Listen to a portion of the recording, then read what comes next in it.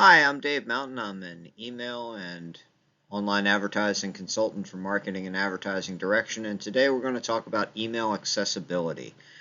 I am not an incredible technical expert on this program. However, I have led companies that have gone through significant accessibility reviews as well as extensive ones. So I have the benefit of experience from what has been a learning process. We're going to go through the several easy things you can deal with and the several things that you need to keep in mind when you're considering the nature of making your emails accessible for all users. Let's begin. The first thing to consider in email accessibility is how many people is this helping on my list? And the answer may surprise you. The number of folks in the United States who are classified by the Census Bureau as having a disability is 1 in 8, and that's just the folks self-reporting. If we're considering everyone that has a disability and doesn't report it, it's probably closer to 1 in 4. And that may be very surprising because you'll start thinking about your life and say, how many people do I know? Does 1 out of every 4 people have a disability? And the answer is, for some of us, yes, and for others, they're just hidden. It's also not likely to go down. We are not a particularly healthy country or a particularly young one on this regard. So many of these factors in terms of email accessibility are going to continue to grow in scope. Now, the nice part about this is technology is helping, and technology means that you can be more engaging to these users and meet them on the ground that's going to work best for you. It's also something that might really over-index to your best customers. I've worked at places where significant members of the seaboard were disabled, and the accessibility of the site or the accessibility of the marketing materials was something we just had to consider at an internal shareholder level. In email in general, the biggest thing you're going to think about is what you see, but it's not the only thing. When folks are using screen readers, and these may be completely non-disabled people, imagine someone driving and asking that important email to be read to them quickly. The screen reader is going to matter for a lot of folk, and that means that your coding needs to keep it in mind. The first and most obvious, basic, frankly insulting if you're not doing it, moment is to give an alt tag to your images. An alt tag is backup text that describes to a user who is not seeing this what the image is. It's also what's going to display if the image fails to load, which can easily happen with a moment of poor bandwidth or other issue. Some portion of your audience, if you are not doing the very small amount of work of going into your alt tag and changing it, is hearing gibberish. They are hearing numbers, they are hearing file names, they are hearing tracking URLs instead of selling copy. It's just the worst, and it's nothing that any professional should allow. So, the simplest way is to test all your emails on a screen reader. Most folks have a phone that'll do this kind of thing. Just do it. I also recommend that when you're writing the alt copy, think about punctuation. This is still your prospect, and maybe a very important prospect. Why are you not phrasing it correctly?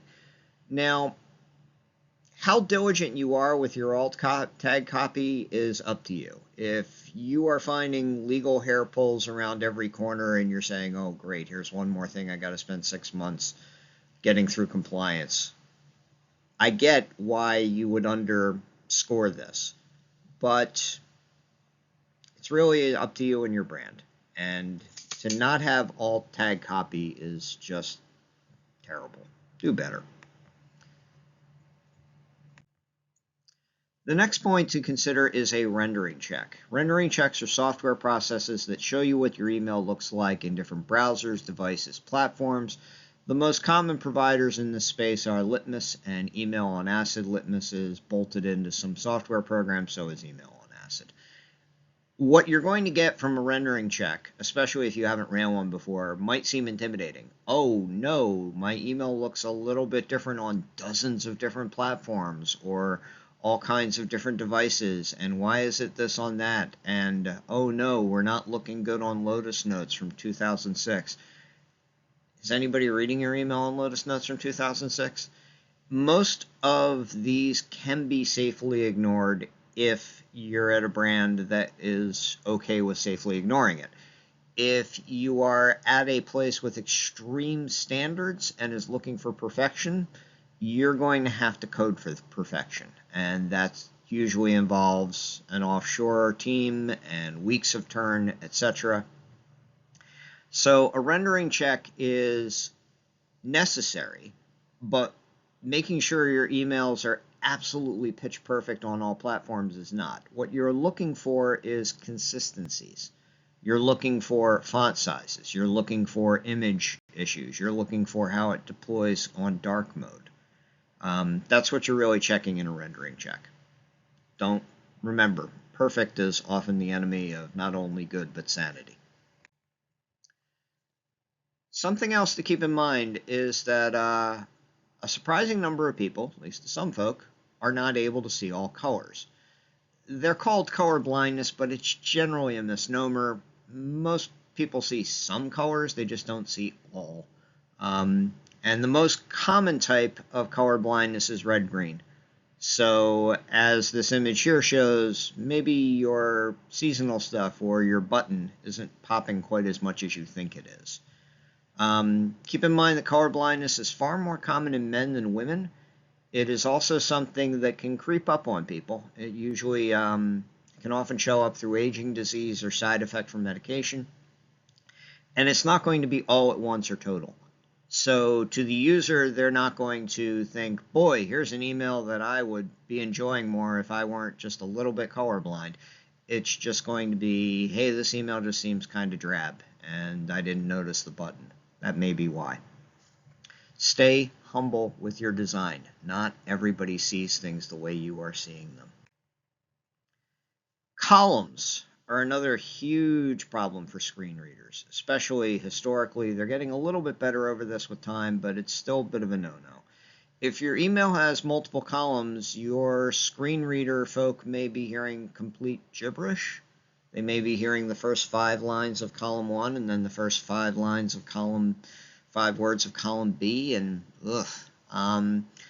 this can also show up even if it doesn't look like your email does have columns. If you are using tables as a coding cheat to maneuver everything just so, whether this means you have to design everything in single column layout is up to you and your readers. If you're not hearing any complaint from it, if you're not using it all the time, if it's not to the point of, boy, this is really going to hamstring us from what we like to do design standpoint, the goal of an email program is not to make everyone happy. The goal of an email program is usually to engage the user and get and drive some business. So there's a bit of a push-pull here of accessibility sometimes running into commerce.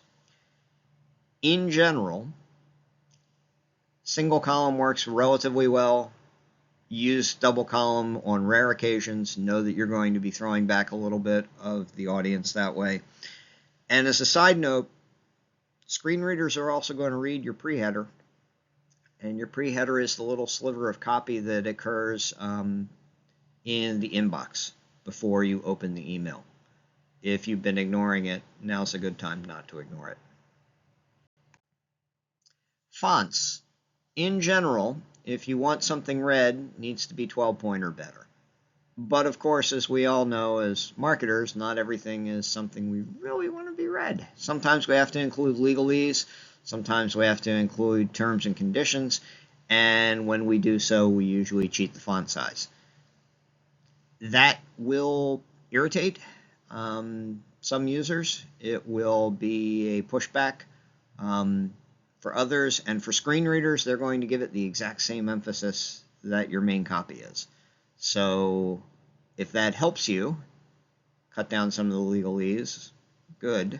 In general, as a direct marketer, I find most legalese to be overly cautious, but coding breaks can also occur here with fonts. I've had an experience where an internal shareholder kept seeing things small because it would break just on their phone. Just what you want to wake up to every day, right? In general, you got to go back to the coders for such things. And if this sounds like email coding with accessibility is limiting you, if it sounds like the channel is a QA challenge, yeah, email accessibility will limit some design choices, and QA is a challenge. It's the world you live in. Iconography is also a key point for anybody with a reader, and I would also argue anyone who is not an overly excited person. If you are overusing emojis, that screen reader is going to read the description of that emoji every single time it encounters it. Is that something you really want someone to hear? How often you said clap hands or smiley face? Is that going to be a good user experience? I'm not anti-emoji. I'm not anti-iconography.